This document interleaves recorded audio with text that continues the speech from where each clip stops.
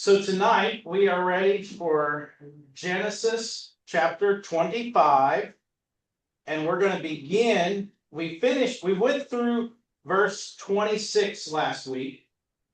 Because this is in the middle of the story, what I think I'm going to do is, like I've done in the past, is I'll start back at verse 19 and read 19 through 26 for context so we can remember what has happened.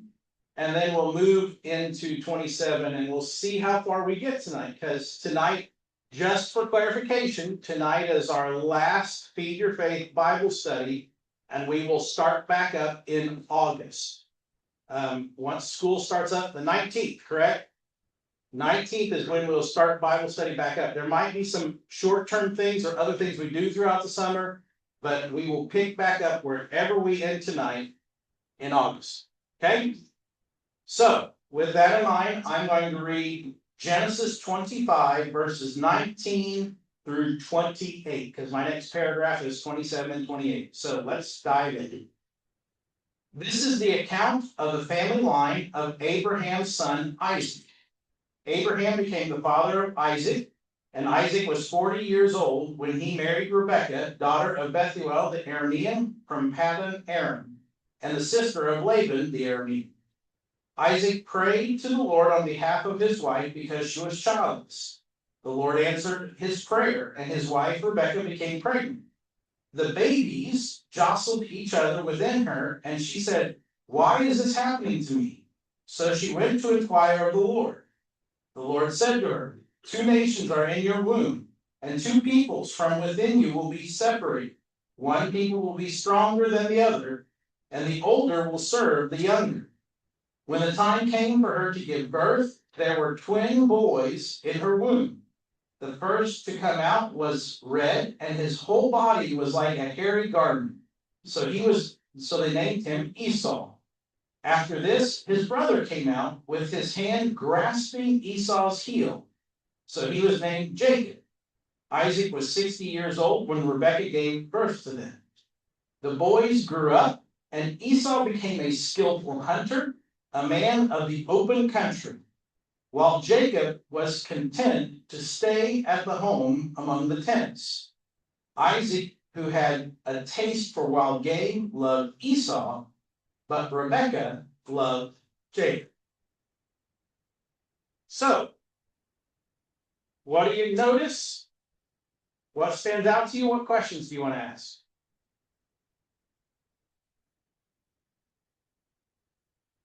Anything? I'm going to ask this question because I want to get the conversation started a little bit.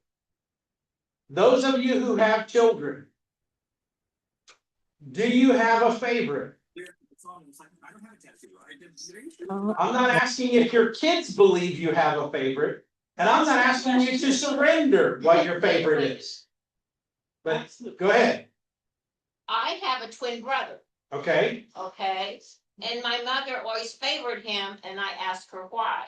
And she said, "Because he needs my help, and you'll do okay on your own." And I stand up for myself. You had to learn how to do it on your own. I find this story interesting because right here at the beginning, we're told both parents have a favorite child. And they're not the same kid. What usually happens when you play favorites? Someone gets hurt. Resentment, someone gets hurt. What you? Bad feelings toward each other. Bad feelings toward each other. What? Jealousy. Jealousy. So would it be safe to assume in everything that's going to come after this, those things are probably going to play out?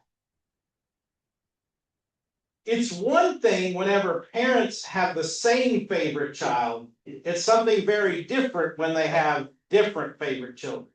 Now, maybe if you only had two kids and each parent chose a different one of the two kids, then, maybe it's not horrible. But like in our case, where we had four, they were always accusing us of playing favorites. Always accusing us. And of course, I just said, I don't have a favorite, although I can tell you which one I like the most in this moment. And it's not you. And typically, as she said, whichever one was asking me was probably not that one in that moment. But anything else you notice in this? Well, I think it's weird that they talk about the skin color and. I mean, that means something. One thing is very clear, these are not identical twins. Right? We got that very clear. If they were identical twins, then what happens here in a little bit down the road might be more explainable, but it's not. They're not identical twins. What else do you notice?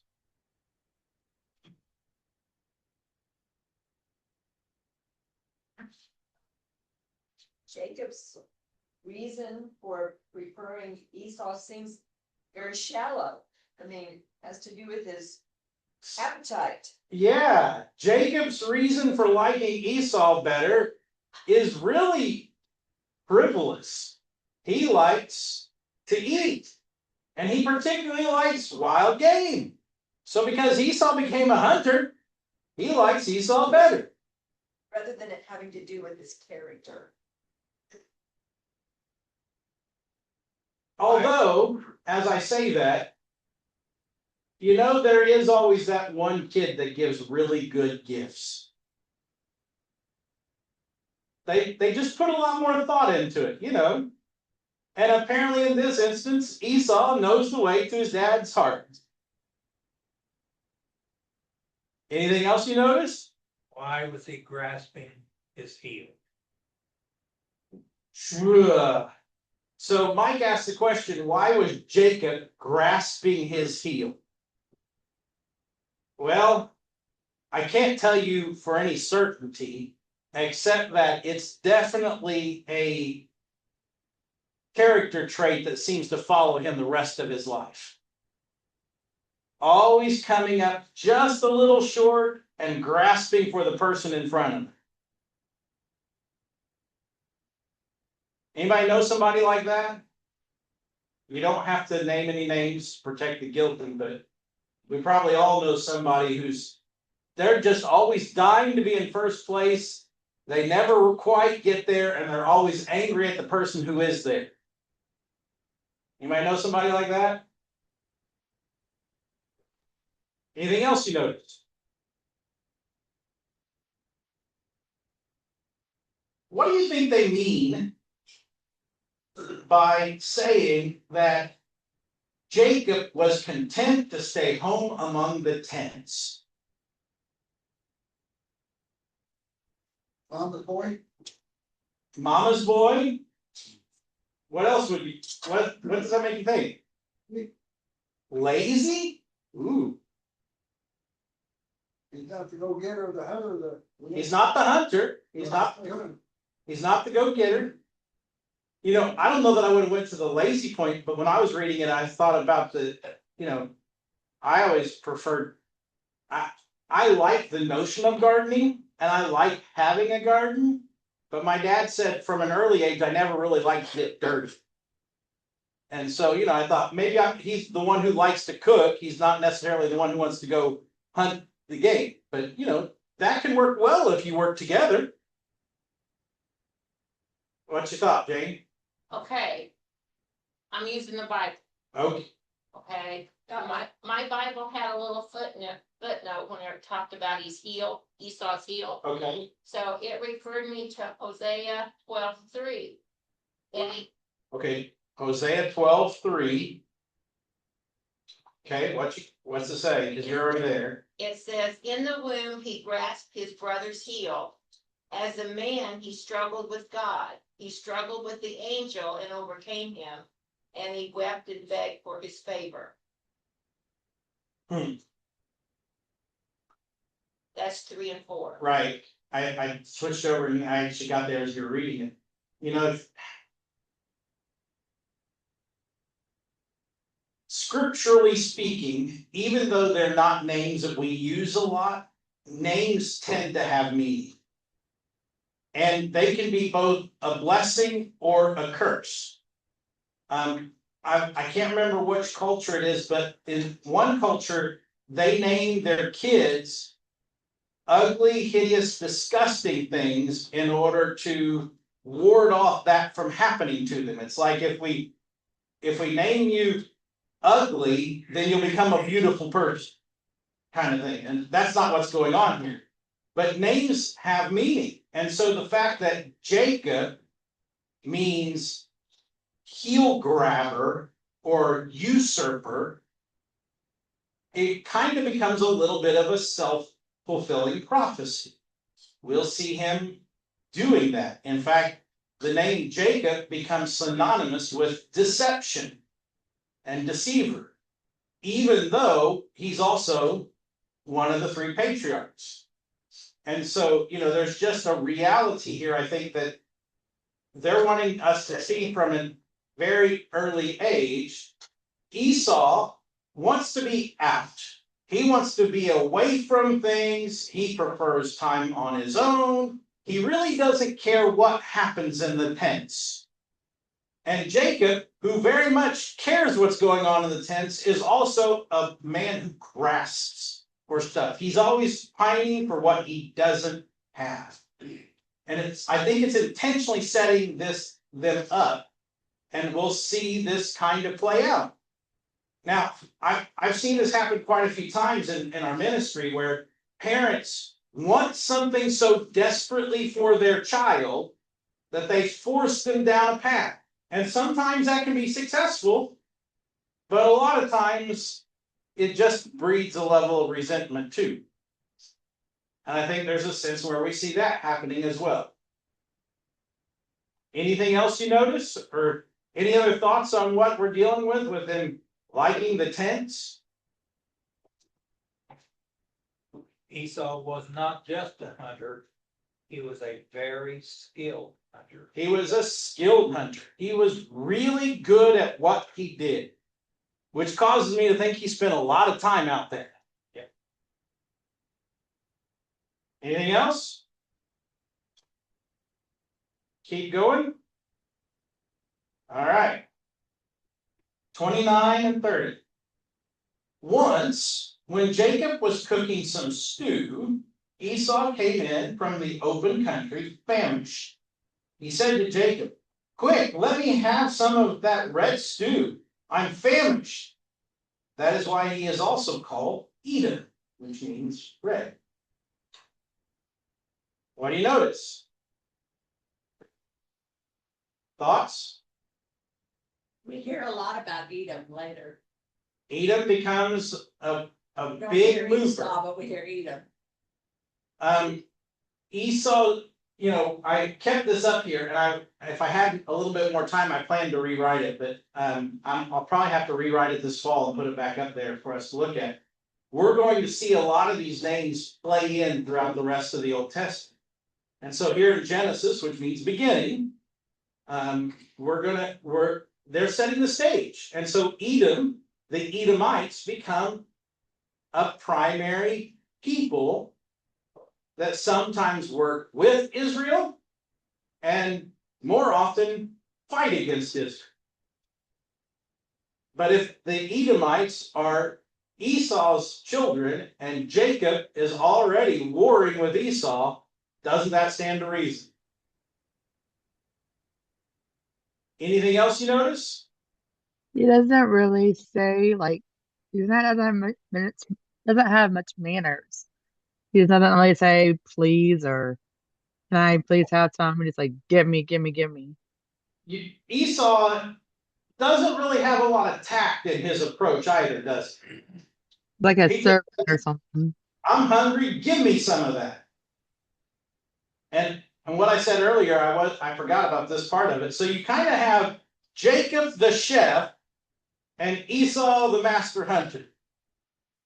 And you can almost, in what Crystal's implying there, you can almost get a picture that there's a sense in which Esau is pouring on a little bit of intimidation. I'm hungry, you've got food, give it to me. Maybe that's reading too much into it, but it made sense in my head. Anything else? Well, I've heard kids talk that way to each other. Oh, yeah, I've definitely heard children talk that way to each other. But I mean, if he's out in the woods or out in the field or something by himself, he's not gonna have very much tact because he's not socialized. Okay, fair point. If he's spending all his time in the wilderness, away from people, he might not necessarily have the best etiquette. Fair point. I have a question. Go for it. Such skillful hunter, why did he starve to death? Maybe he doesn't like raw meat. He wants his meat well done. You know, he wants it according to shoe leather. I don't. It doesn't say he's a good forager. It says he's a hunter. You know, he's not finding wild mushrooms and berries and honey. He's Not the butcher, he's just the hunter. well, fair point. It doesn't say he's a good butcher. It just says he's a good hunter. He kills it and brings it back. Anything else?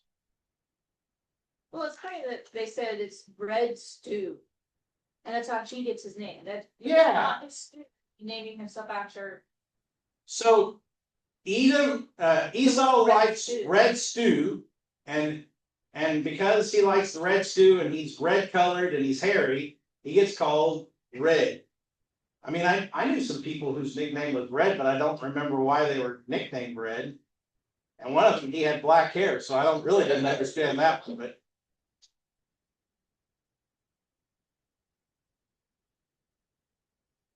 I mean, I would have thought he would have been nicknamed Red because of his red hair, not because he wanted Yeah. red meat, red stew. Maybe it's just a layer upon layer. Maybe his favorite color was red, maybe he, had red hair and he was hairy and he liked red soup and he just,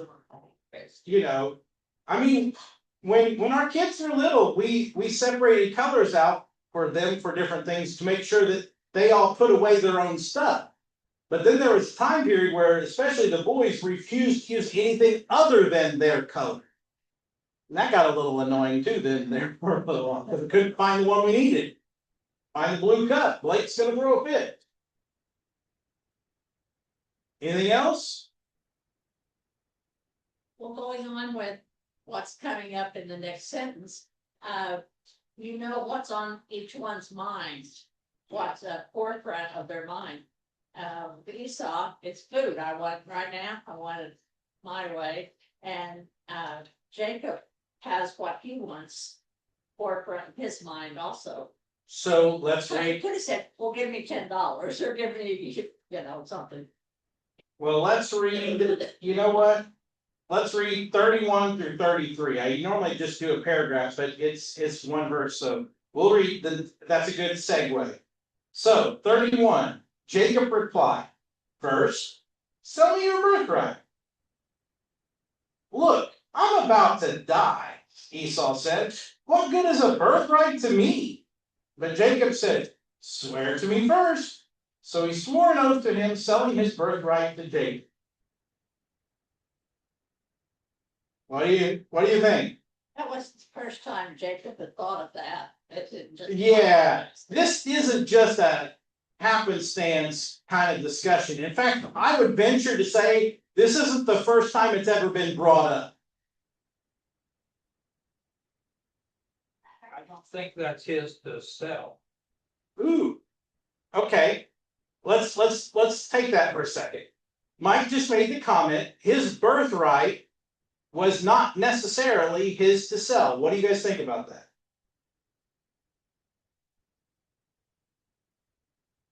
I think he's right, it wasn't. What they do on paper will never change when he was born.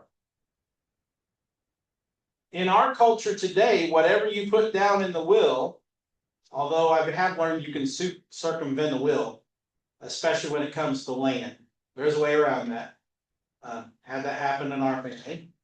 But in general, in our culture, what you put down in the will is what is legally binding to happen. So long as you get it properly notarized or authorized or whatever. And in general, the same is true for their culture, but it has nothing to do with what's on paper. It has everything to do with social convention. Who is the firstborn? Esau. And in the culture of the day, the firstborn is who gets the lion's share of the birthright. And we've talked about this, right? Do I need to reiterate that just a little bit, or is everybody good with what that means? I see a couple puzzled looks, so we'll give a Cliff Notes version. In their culture, the firstborn son became the heir to the clan. The chief of the clan's responsibility was to enter into all legal contracts and to make sure everyone else in the clan was provided for, cared for, taken care of. They all had their place, they all had their purpose. And so consequently, because of that reality, the firstborn son always got 90% of the estate. The other 10% was divided amongst any other number of children. And while in our estimation that feels weird and odd and a little bit of favoritism, it was a reality of the culture of their day. So to a certain degree, with that in mind, I think you're not wrong, Mike. Realistically, does Esau have any right to sell the birthright? And does Jacob have any right to ask for the birthright? No.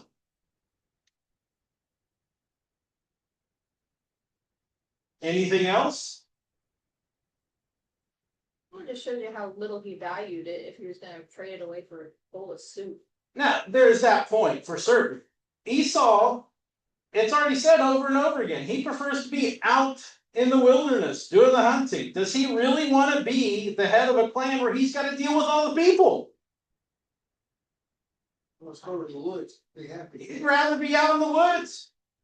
You know, I've known a lot of guys over the years who say, yes, pastor, I'll be at church when I can, but occasionally you're going to find me worshiping at the creek side, going fishing, going hunting, whatever it might be. I've known a lot of people like that. And it seems like Esau, just because it's his job, doesn't mean he seems to want the job. And God has already told them that the younger, God told who? well, Isaac, I think, but no, he told Rebecca. It does not say that God told Isaac anything. Yeah. It says that God told Rebecca that Jacob would be the one who was served by Esau and not the other way around. And notice, anywhere in here, do we get that Rebecca told this to Isaac? We don't. That doesn't mean she didn't, but I just want to make it clear. We have this notion, and to be clear also, is Isaac the firstborn son? Isaac's not the firstborn son. Ishmael was the firstborn son. Yet Isaac's the one who gets the blessing. Isaac's the one who takes over Abraham's household. And so there's a sense in which we already have this family kind of bucking the social conventions, right? And, we were already pointed to that this family that Rebecca came from, Abraham's brother and his ilk, they're all a little conniving, right? So should it surprise us if God tells something to Rebecca and she just decides to put a pin in that and save it for herself for later, as opposed to telling her husband?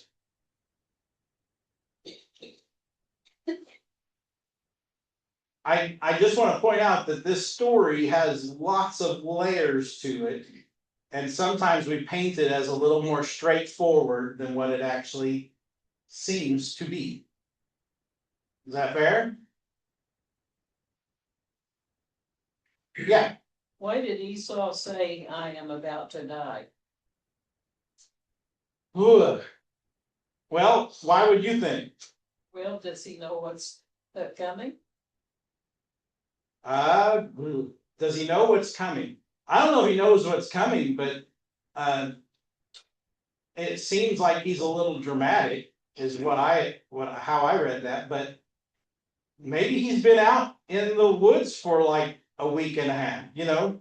Maybe he hasn't had a whole lot to eat. He's just been out there hunting. I don't know. You think you say that price is gonna steep when we give me some bread and talk about this, you know? He apparently is not a very good negotiator, is he? Which means, do you really want him as the head of the clan anyway?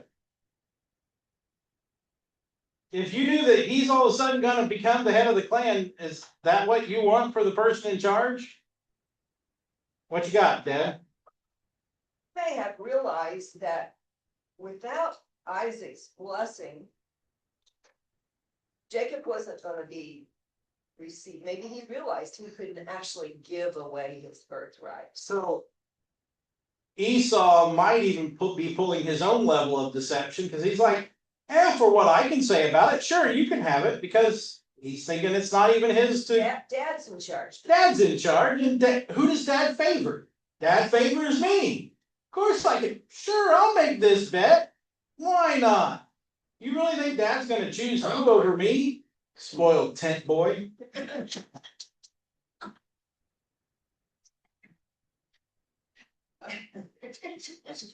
mean, if he says, look, I'm dying of starvation, I'm not gonna be around anyways, so you might as well, you know, if I die, you're gonna get the birthright anyways.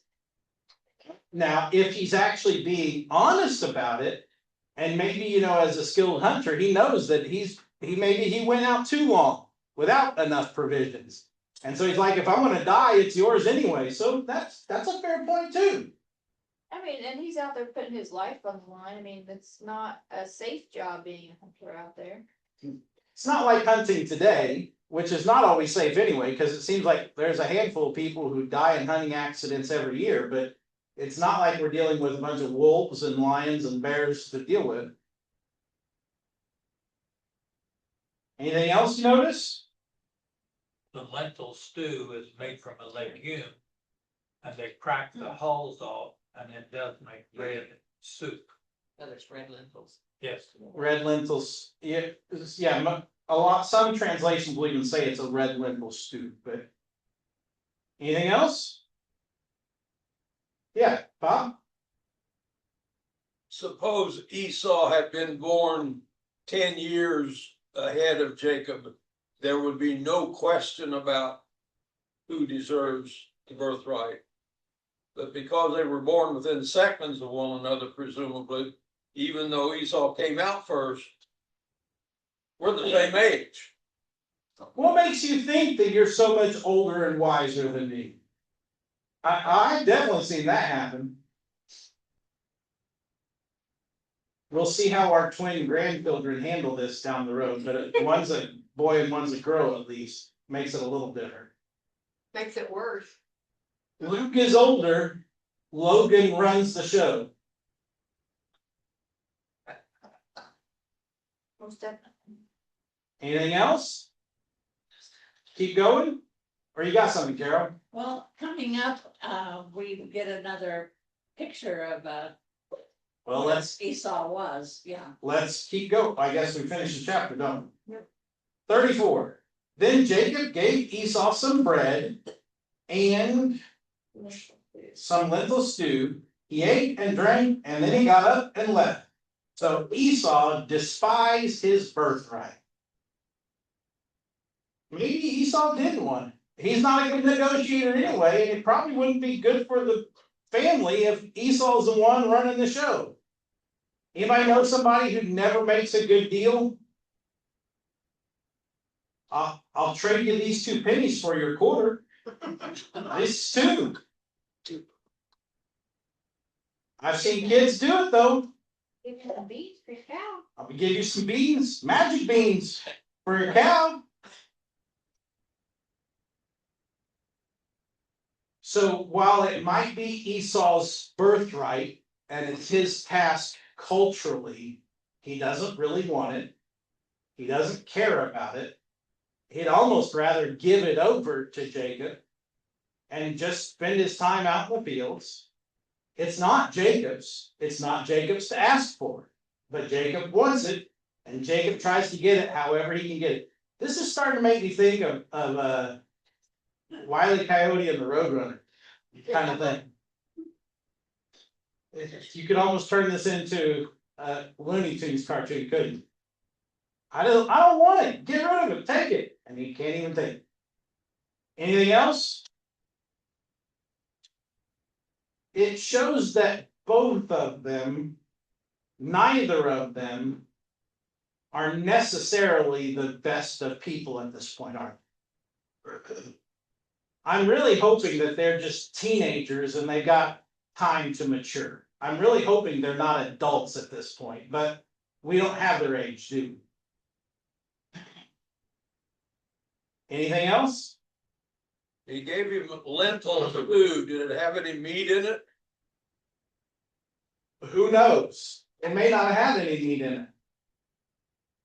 But at that point, apparently he was hungry enough, he didn't care. Whatever it was, give me the slop. I'll take it. Well, how old was Isaac when he died? And we're not there yet. So we don't know how old the twins are. It says he was 60. He was 60 when he had twins them. were born. Oh, you're gonna make me jump ahead. We brought up the question, I'm just trying to get the answer. Well, Because this could play a lot of the part of the mentality of this whole thing. Isaac dies in chapter 35. So at the rate we're going, we might get there by Christmas. Still live a long life.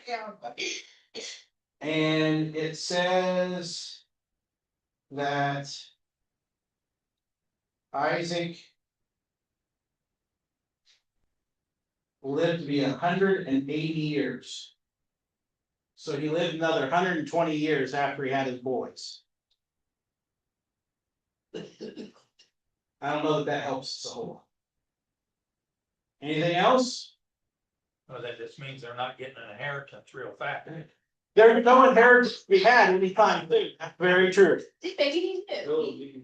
Maybe Esau's thinking, you know, by the time Dad finally croaks, Yeah. it's not gonna matter at that point anyway.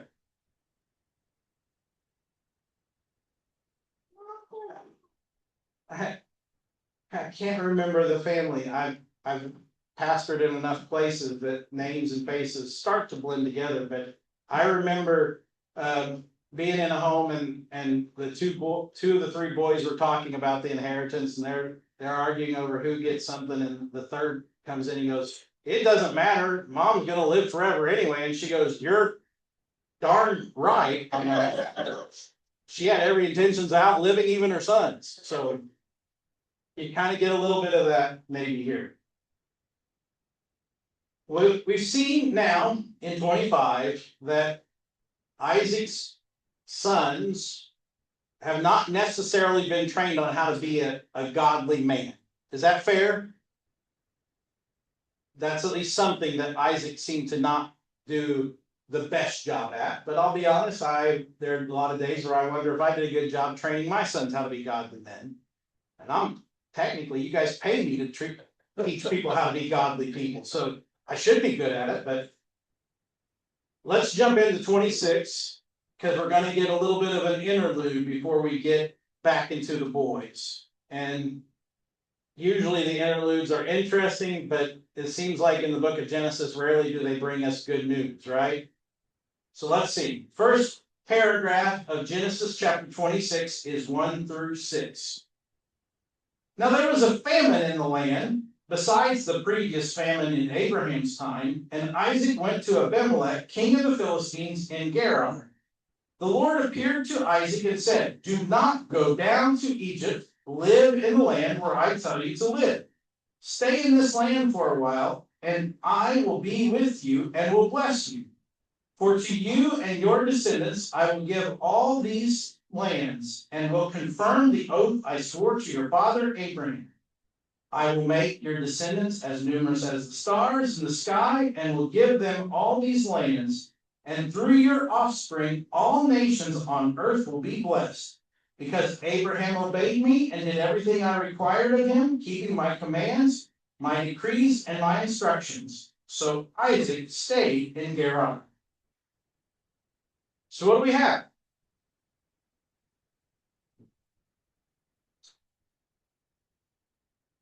Well, the Lord talking to him and telling what he's promised his line, his father. All of the main points of God's promises to Abraham, God now promises to Isaac. What else does God say? Abraham listened. He says, your dad listened to me and obeyed. Well, sometimes he did a little better than others, but as a general rule, he listened and obeyed. And there's a sense in which God is telling Isaac to do the same thing, right? What else do you notice? Anybody? This is the land that I've given you, don't go off wandering somewhere else. Don't go wandering about. Stay around here. This is where I want you to be. What happened whenever Abraham went down to Egypt? It didn't go well, did it? That was the first time he said that Sarah was a sister, and she got kind of taken into Pharaoh's harem, and Pharaoh almost got himself in some hot water, and the next thing you know, Pharaoh's given all kinds of gifts, and one of those gifts happens to be Hagar, an Egyptian servant woman, and well, you know, that went so well, didn't it? So God's just saying, you know what? Stay away from the house of Ham. Because that's what the name for Egypt is to the Israelite people. Anything else? As Isaac stayed. Says Isaac obeyed. Yep. At least in this instance. So far, Isaac's doing a little bit better than Dad. Now, to the point of the chapter we just got done with, I wonder if these two stories aren't intertwined. Could it be that there's a famine in the land and Esau went out hunting and he didn't find a whole lot, so now he's coming back and it just so happened that the only thing that was there was some lentil stew, and so Jacob was cooking up the veggies that they had, and Esau's like, I gotta eat. There's not a lot of food in the land. I never put those two things together. It could be. Anything else? We don't hear of the boys in this next part. Yeah, in this part of the story, we're not getting any sense of what the boys are doing. They're there. Let's see if we get anything more from it then. 7. Yeah, I guess the whole next paragraph is just one verse. 7. When the men of that place asked him about his wife, he said, she is my sister, because he was afraid to say, she is my wife. He thought, the men of this place might kill me on account of Rebekah because she is beautiful. Been there before. Like father, like son. Like father, like son, rewind part 2. Key difference, Abraham wasn't technically lying. Isaac, yeah, he's lying. What, their cousins, are they? They would be first cousins once removed.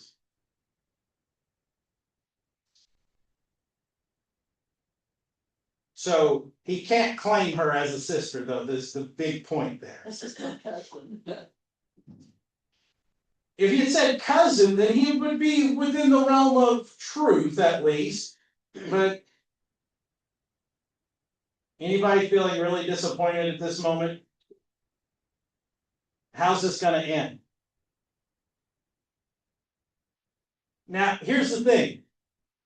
On the one hand, we would almost exclusively say this can't end well, and yet, both the times that Abraham did it, he came out with a whole lot more wealthy. So is Isaac going to come out the same way? Doesn't seem savvy. Melissa's like, he doesn't seem quite as savvy, so he might not get as much out of it as his dad did, but verse 8 and 9. When Isaac had been there a long time, Abimelech, king of the Philistines, looked down from a window and saw Isaac caressing his wife Rebekah.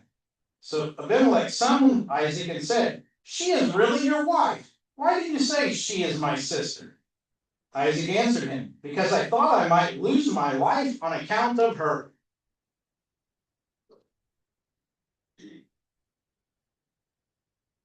Yeah, I'm not even sure what to say about that last line. Any thoughts? Does Isaac have very high thoughts of Abimelech and Abimelech's people? The thought that occurred as I asked that question is I almost recently in our daily readings through the Gospels, we read that story of the talents. And you know, the one who was given 1 talent, he says, "Well, I knew you were a hard master, and you reaped where you didn't sow, and you know, you take what's not yours," kind of stuff. And it's I just kind of get this impression Isaac's kind of digging the same kind of hole here. Doesn't really bode well for him. Ladies, how would you feel if your husband said, "Well, I didn't figure I could tell the truth because, you know, her reality just threatens my life"? Anybody feel like you want your husband to say something like that? She's just so beautiful, though. I mean, tax that on it again, right? Does that make it any better? Keep going? Or somebody got I'd say, go with her then, get out of here. Would it have been different in their culture? Cause you see him from the window caressing her, that would have been like in public view. And So if Isaac was intentionally seeking to deceive, he forgot and thought maybe he wasn't being watched or something. But otherwise, yeah, the reality is he's not very good at this thing, is he? They had open windows, they didn't have. It's And not. Abimelech's looking down over the city, he can look through windows. And so there's not much privacy. they shouldn't have been in front of a window. They should. That's where their air conditioning was. Keep going. Oh, damn boy. Let's definitely move on to the next. Verse 10. Then Abimelech said, "What is this you have done to us? One of the men might well have slept with your wife, and you would have brought guilt upon us." Well, at least it didn't quite go as far as Abraham and Sarah did, right? It's not quite as bad. Well, they at least knew that it was sleeping with somebody else's wife was wrong. To be clear, just want to point this out. Is this the same Abimelech?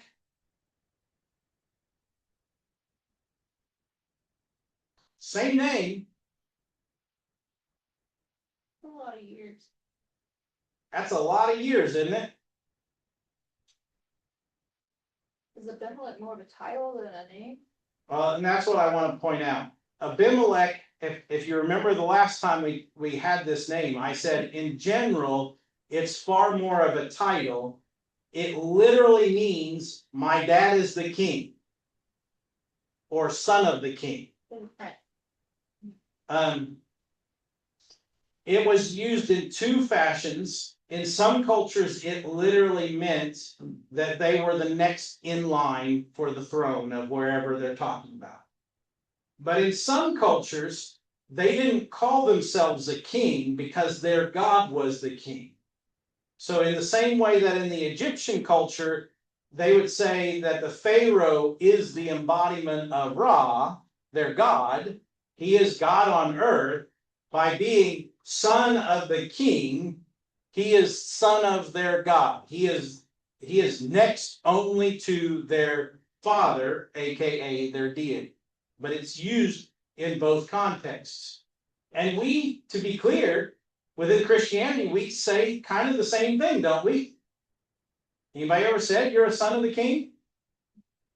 Or a daughter of the king? So I just want to point out, I do not think, because if this is the same Abimelech who has this encounter with Isaac and had the same kind of encounter with Abraham, he's definitely not all that bright. It's kind of the fool me once, shame on you, fool me twice, shame on me kind of thing, right? But this Abimelech at least catches on a little faster than maybe it was his dad who had the problems with Abraham. Fair point? What you got? My Bible's side note says this is not the same that Abraham lied to about Sarah 90 years earlier. So your Bible very clearly says it's been 90 years since the last encounter with Abimelech. So these are more than likely not the same. What you got, Danny? Down to Egypt. This year's just Well, I think you might have missed the week. He did it in Egypt, and then he did it again in Canaan with Abimelech. He did it to Pharaoh, and he did it to Abimelech. He is testing the deities, that's all. Abraham's, I guess, just seeing how smart his neighbors are. And Isaac's apparently following suit. Anything else? You know, we've kind of seen that with the Caesars. There were several Caesars. Yeah. You know, to a certain degree, let me point something out here. Genesis is written for whom? Who was this written down for originally? The Israelite people. Are they really going to care what the actual name is for the king of another country? King so-and-so, right? Whoever the next one up is. So if we were to go to the archaeological record and we were to get it from their side of it, it'd probably list names of who this was and we would know. But do the Israelites really care? Probably not. It's just another foreign leader who there's this attempt to pull one over on him, I guess. Anything else? Let's keep going then. 11. So Abimelech gave orders to all the people, anyone who harms this man or his wife shall surely be put to death. That's a pretty stark claim. Did you skip 10? Did I skip one? What? What was that, Wes? I didn't think you read 10 about where he said. You have brought. on this. Yeah, that was where we talked about, that he said it didn't, I said it didn't quite get where it did before, where the other Abimelech took Sarah and Pharaoh took Sarah into their household, into be one of their concubines even. It didn't quite get that far with Rebecca, at least. Keep going. 12 through 15. Isaac planted crops in that land, and the same year reaped 100-fold, because the Lord blessed him. The man became rich, and his wealth continued to grow until he became very wealthy. He had so many flocks and herds and servants that the Philistines envied him. So all the wells that his father's servants had dug up in the time of his father Abraham, the Philistines stopped up, filling them with earth. Did pretty good for being in a drought. Did pretty good for being in a drought. And he got his riches through a little bit more honest gain than Dad did, didn't he?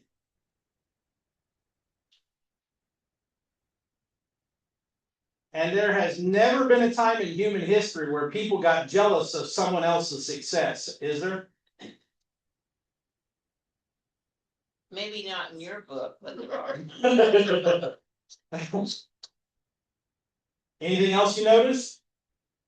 Philistines filled Isaac's wealth with dirt, so they were trying to put him in his place. And By filling the wells, they're basically telling him, Get away from us. Get out of our land. We don't want you here.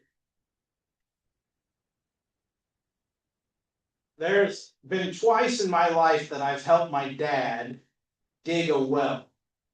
Now, I told you we grew up about an hour to the east of here, and we grew up in the White River Valley. The White River is one of the biggest rivers in Indiana, and it covers most of the southern and central part of the state. It has two main branches, but where it gets to us, it's pretty wide. It has a big, wide valley. It floods pretty regularly, and it's all sandy loam soil. We can grow just about anything we want, but you gotta water it pretty regularly because the water doesn't stick around. Now at home, I grew up by putting a point in the ground, and it was only 6 foot deep. You could hit the water table after 6 feet. Out at my dad's new place that he built, they just sold, he had to dig down about 20 feet. And I remember when he finally hit the water table, we put 6 of the 4 foot concrete circular, culvert kind of things in until he finally had a well that had enough water that he felt like he could put the pump in. Digging a well is not fun. I preferred sticking the point in 6 foot down to get the water, not digging a well to get it. And that was in sandy soil. Digging in sandy soil is really pretty easy. I can't imagine digging in the rocky clay soil of Israel, what it would have been like. That was a lot of work. And for them to just go and fill them in, I'd be just a little bit angry. I mean, really, they're hurting themselves too, because now they have no water access there for themselves.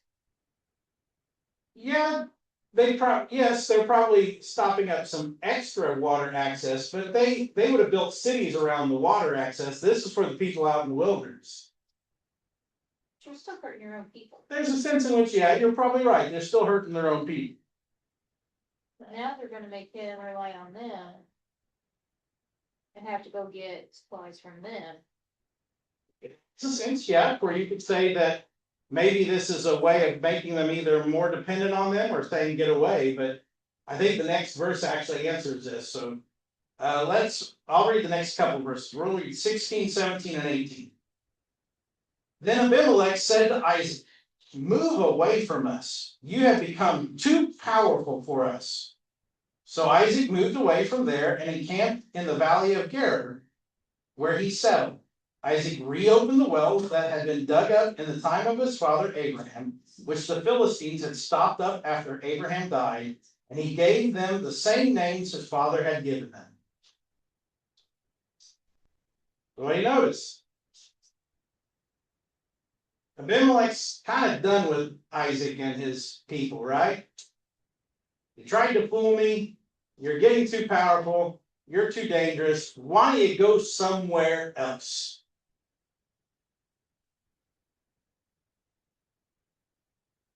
What do you notice about Isaac?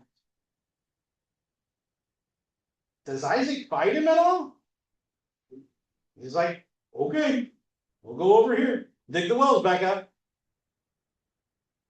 Kind of makes me think a little bit of my dad, and this might get me in a little bit of trouble, but it is what it is. I've had trustees yell at me before for this. My dad's a carpenter. He builds houses for a living. He said we never locked our door growing up. He's like, if people really want to break in, I don't want to have to replace a door on top of everything they steal. He says there's no point in getting upset about it. There are people who are going to do evil things. So if they really want it, maybe they actually need it. And if they can take it, maybe I can do without it. I kind of get a little bit of the sense that Isaac's just like, okay, whatever, we'll move on. We'll dig the wells back up. You can fill them up, we'll dig them out again.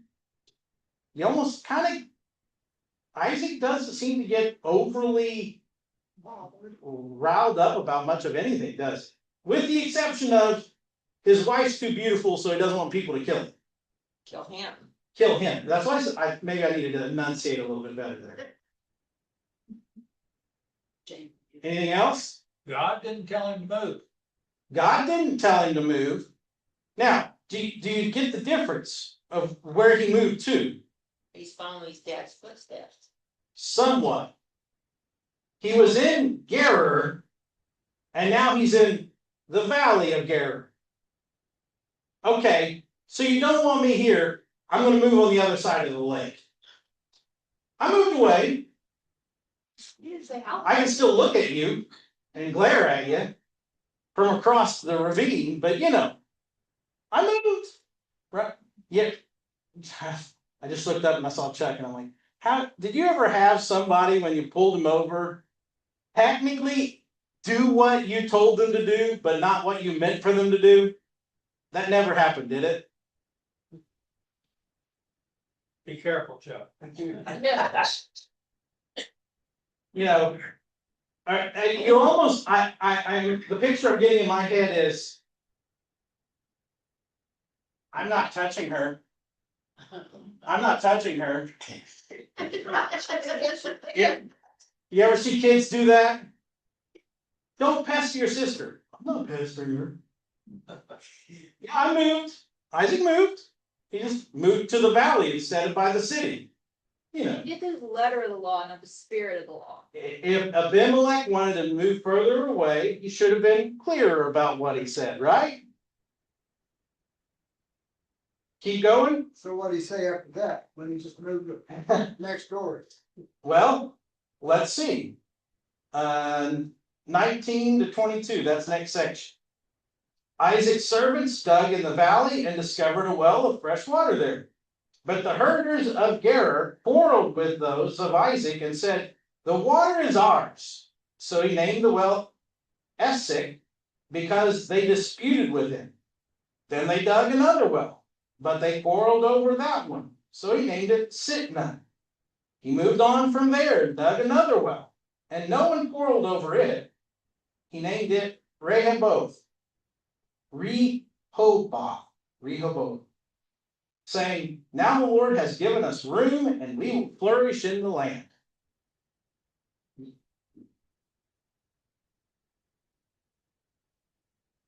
So he kept moving farther away? He just kept moving a little bit further down the road, and a little bit further down the road, and a little bit further down the road, until nobody argued with him. He was only moving as far as he had to, apparently. That's a lot of digging wells. That is a lot of well digging. And at first he named them other things. It says he named them what his father named them, but then he changed the name after people argued with it. Fine, you take this one. Fine, you take this one. Isaac's a little bit of an odd character, isn't he? At what point would you get fed up and say, no, I dug this thing, it's mine? First well. First well. I guess it depends on if he knew that property was his. I mean, if he knew the land was his, or if he knew it wasn't his and he was still digging there. Well, and to that point, to be clear, how much land is owned by the family of Abraham at this point? None. No. But that's where. We have a field in Machpelah and Mamre where there's a cave that Sarah has been buried in, and Abraham has been buried. But other than that, They don't have any. they don't really own anything. So he's digging wells on other people's property. Wait a second. I mean, how would you feel if somebody just came along and started digging holes? Mike, I know how much you like your yard to look a certain way. How would you feel if they decided to come about every 10 feet dig a hole? That might be a serious offense. I'd say if a gopher did it, he'd shoot it. If it's gopher, it's dead. If it's a human being, I'm pretty sure there might be some complaints lodged. Matt Miller will be getting some cups on. Call son and say, what in the world are your boys doing? Your city boys are out here digging holes in my property. Yeah, I hadn't really thought about that. Isaac doesn't own any of this land. And here he is digging wells for people. Yeah, what you got, Jane? I'm also curious, back on verse 12, it says where he planted crops in that land.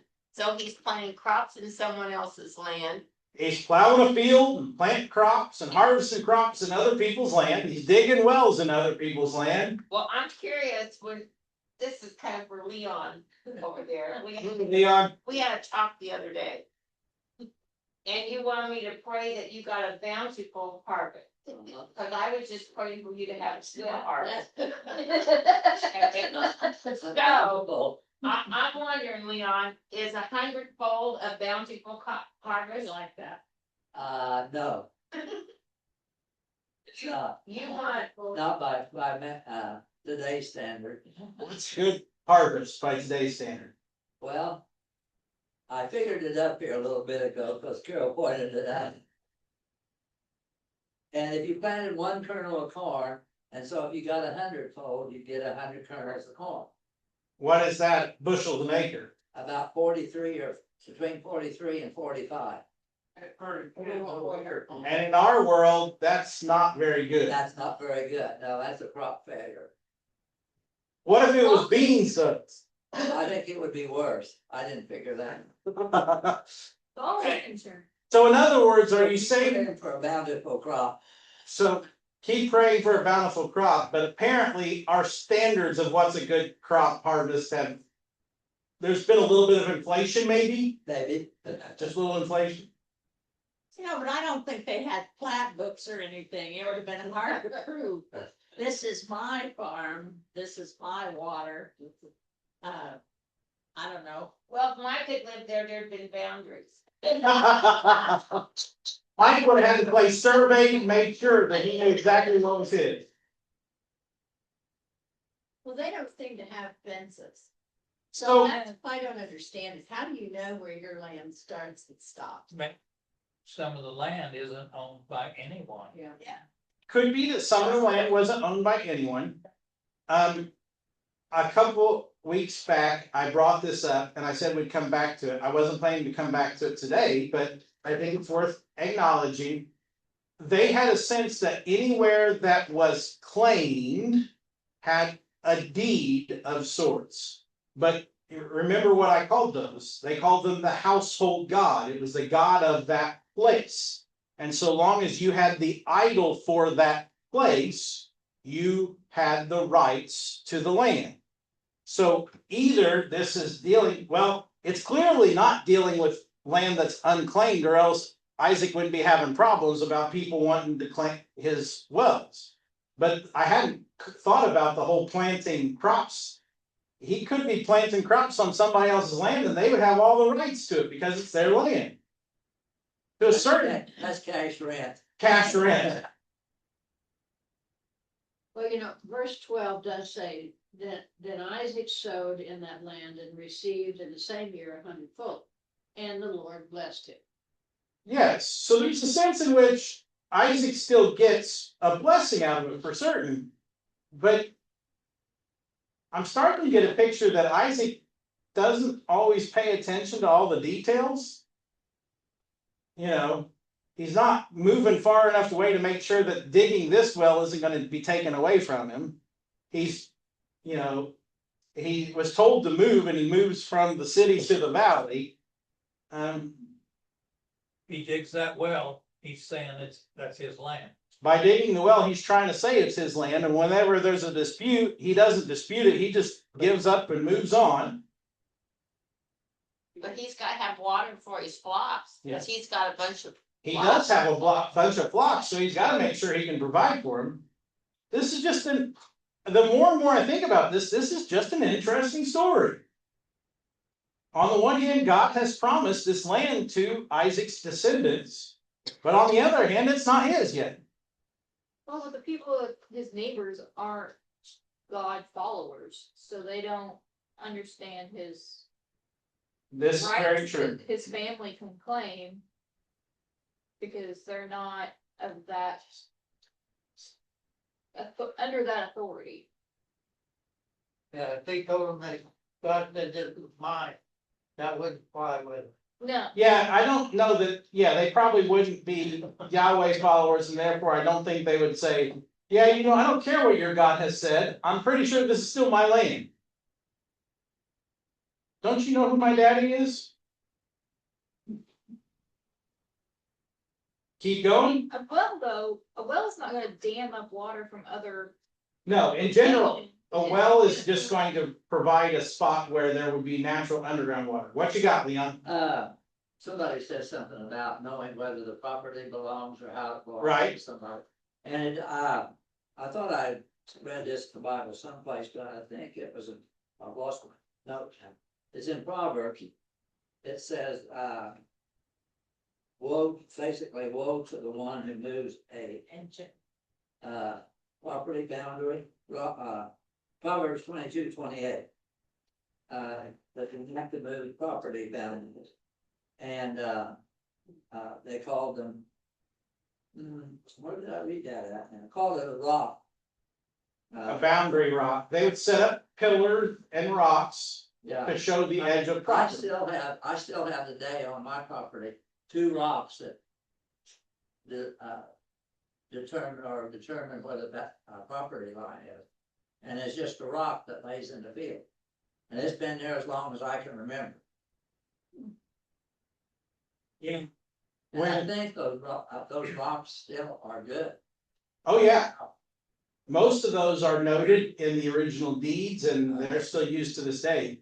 You know, as I remember being told the story about as America was pushing further west and they were surveying the land. Everybody know this, you guys know the story of the Boot Hill? How there was a strip of land that is currently in Missouri, but was supposed to be in Arkansas, and they didn't want to be in Arkansas. So as the surveyor was coming along, they got him drunk one night and moved him south a bunch of miles. So when he woke up the next morning, he started plodding along. He didn't realize until he had already plodded along the boundary line and then hit the river and went back up and found the new one. And so that's why there's this nice little toad to Missouri. Apparently that's true history. Those are called benchmarks. And they're primarily used to mark off highway right of way. They're still on my farm. So apparently from a fairly early point in human history, boundary markers were something they did very regularly. So Isaac should know where he's at, but he's just he's gonna go until he's only gonna move as far as he has to move, and then he's gonna dig another well. Well, I mean, it said earlier that Abraham built altars and stuff along the roadways to know Yeah. his boundary line. Abraham did put up altars a lot of the places he went, and dug wells were a lot of the places he went. So somewhere in this time frame, we definitely do have them beginning to settle whose land this is. So really, it could have been his land, but then the new people came in and possessions 5/10 of the law kind of a thing. And hey, I'm here now, but you weren't here, but now you're here now, but I'm still here, so you move on. But Isaac doesn't fight. That's the interesting thing about all this. He says he's undigging all his father's old wells. So his dad apparently laid claim to the ground before. His dad at least had a level of usage rights for the ground at some point. The last 3 wells though that he dug them himself, correct? Steps, they weren't. It says that he dug up his dad's wells and then he dug these 3 for himself, but only the third one is the one that wasn't disputed. We got 10 minutes left, so I at least want to get to the end of this story, at least through 33 for sure. So I'm going to read the next section, 23 through 24, 23 and 24. From there, he went to Beersheba. That night, the Lord appeared to him and said, I am the God of your father Abraham. Do not be afraid, for I am with you. I will bless you and will increase the number of your descendants for the sake of my servant Abraham. Any thoughts? So we began this chapter with God confirming all the main points of his covenant with Abraham. We kind of have this story where Isaac almost follows in his father's footsteps of trying to deceive Abimelech. We have him moving around and having land disputes with the people, kind of like his dad did. And here we have another dream where God says, don't be afraid, I'm with you. You almost get Isaac's life paralleling his dad's life, but in a very condensed fashion. You guys seeing that, or is that just me? Any other thoughts? Keep going. All right. 25.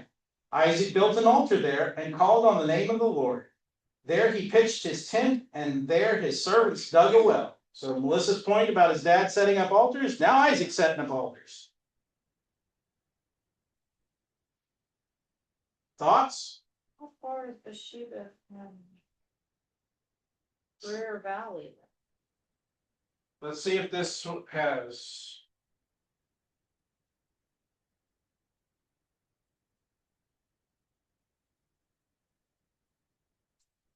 Look, Beersheba. And I'm not seeing. Anybody got it? Anybody good with a smartphone and can see how far Gerar is from Beersheba? You asked the question. Sorry. Beersheba to Gerar.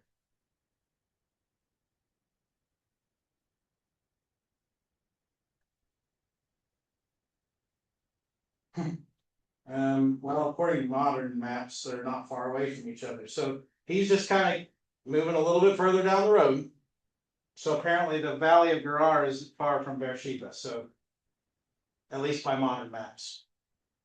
So it's not telling us a whole lot other than he's moving around a little bit. He's not stationary until it has this dream from God.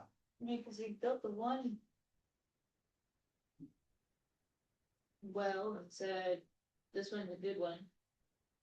And they have to move again. So he moved a little. Once he got a good well, then he moved a little bit further, had a vision from God, pitched his tent there, and dug another well.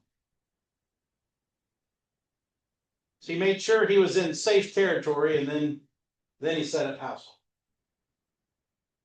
Keep going. 26 through and 27. Meanwhile, Abimelech had come to him from Gerar with Huzath, his personal advisor, and Philcol, the commander of his forces. Isaac asked them, why have you come to me, since you were hostile to me and sent me away? So fair questions. Any thoughts? Keep going. Next section, 28, 29. They answered, we saw clearly that the Lord was with you. So we said, there ought to be a sworn agreement between us and you. Let us make a treaty with you that you will do us no harm, just as we did not harm you, but always treated you well and sent you away peacefully. And now you are blessed by the Lord. don't let your Lord smite us.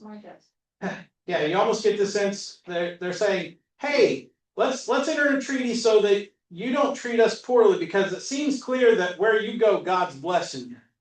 And we don't want the opposite of a blessing. Yes, Jane. Okay, on one of my maps, I found Gerar and Beersheba, and then there's a mileage thing, and it looks like it's a little over 20 miles, maybe 25, but it looks like it's also through some mountains. So it's kind of a little bit of a mountainous terrain, and about like going from here to what, Lawrenceville, give or take? They didn't have Toyotas. They didn't have Toyotas, and this is pretty flat. That wasn't. What do you think of their reasoning for coming? You got Abimelech, the king, with his financial advisor and his military advisor. You almost kind of get this picture. We want things to be peaceful between us. We can do it through finances, Or we can do it through military. Which do you want, Isaac? They're afraid. They're a little afraid. They clearly see that Isaac's God is blessing him. And for whatever reason, they're not receiving that blessing, at least not at the same level. Even though by today's standards, it was a kind of a poor harvest. Anything else? Well, let's go ahead and finish it. 30 through 33. Isaac then made a feast for them, and they ate and drank. Early the next morning, the men swore an oath to each other. Then Isaac sent them on their way, and they went away peacefully. That day, Isaac's servants came and told him about the well they had dug. They said, "We found water." He called it Sheba, and to this day, the name of the town has been Beer-sheba. So this meal, just so you know, culturally speaking, when they would write a contract with one another or sign a covenant or create a treaty, it would always be codified around the table. They would eat a meal together saying, we're at peace with one another because you don't eat with your enemies. And so the fact that it talks about Isaac being the one preparing the feast, it almost implies that it's Isaac who is the host of this treaty. It's Isaac's treaty to be made, even though Abimelech is the one who comes seek. Does that make sense? But Isaac seems pretty content to go ahead and do so. And after he does so, and they've ratified the treaty over a meal, they find more water. And they end up founding the town that is still there to this day. Thoughts? We got about 3 minutes left, and this is our last one for this season. We'll call it a season, right? Bible study season 2 starts in August. We'll see where we get from there.